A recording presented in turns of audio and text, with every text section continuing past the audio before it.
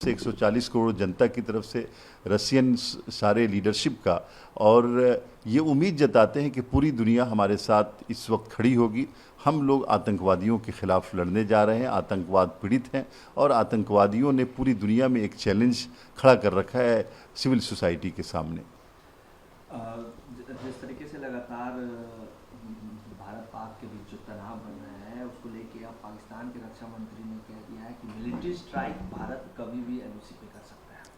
देखिए, पाकिस्तान के defence minister Khwaja Asif साहब या उनके प्रधानमंत्री शहबाज शरीफ साहब या उनके आर्मी चीफ या उनके आईएनबी मिनिस्टर जो इंफॉर्मेशन ब्रॉडकास्टिंग मिनिस्टर ताड़ड़ साहब, ये वो लोग हैं जो पाकिस्तानी अवाम में पैनिक क्रिएट कर रहे हैं।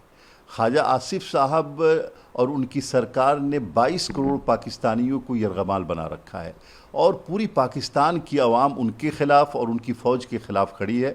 आज उनको ये लग रहा है कि ये अपॉर्चुनिटी मिली है इंडिया के ख़िलाफ़ बातें करके लोगों को कैसे एकजुट करें, लोगों की हमदर्दी हासिल करें, तो उनको ये हमदर्दी मिलने वाली नहीं है। ख्वाजा आसिफ साहब और मैं पूरे पाकिस्तान के इस्टेब्लिशमेंट को, आर्मी को और सरकार को हम ये बताना चाहते हैं इंडिया की तरफ से, 140 करोड़ लोगों की तरफ से, कि हिंदुस्तान महात्मा गांधी का देश है, लेकिन हम आतंकवादियों को और आतंक के आकाओं को ख़त्म करेंगे।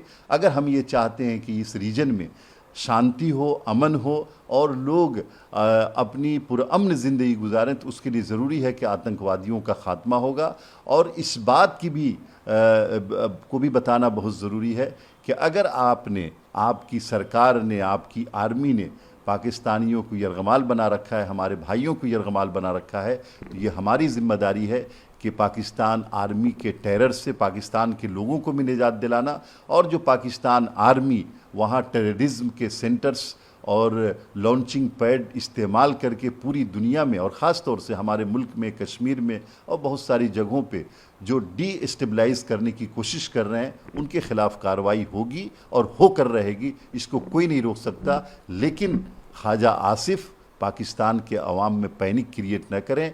हमारा मुल्क पाकिस्तानी अवाम के ख़िलाफ़ नहीं है। हम टेररिज्म, आतंकवाद, आतंक के आकाओं और आतंकी कैंपों के ख़िलाफ़ है, जिसको हम ख़त्म करेंगे।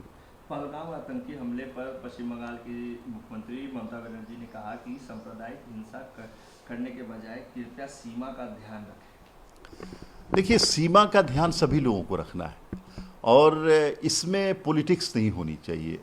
मुझे लगता है कि आर्मी हमारी या सीमाएं हमारी सुरक्षित हैं, तभी हम पॉलिटिकल पार्टियां सुरक्षित हैं। और इसमें पॉलिटिक्स जो लोग भी करते हैं वो कमज़ोर लोग हैं।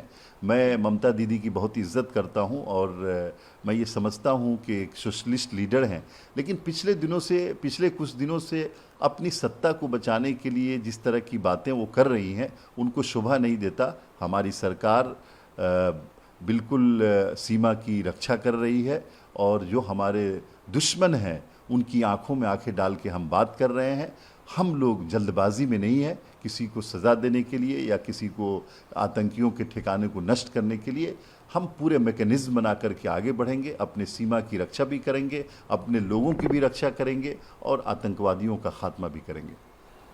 मुर्शिदाबाद हिंसा के बीच ममता बनर्जी ने कहा कि भाजपा सांप्रदायिक वायरस फैलाना बंद करे।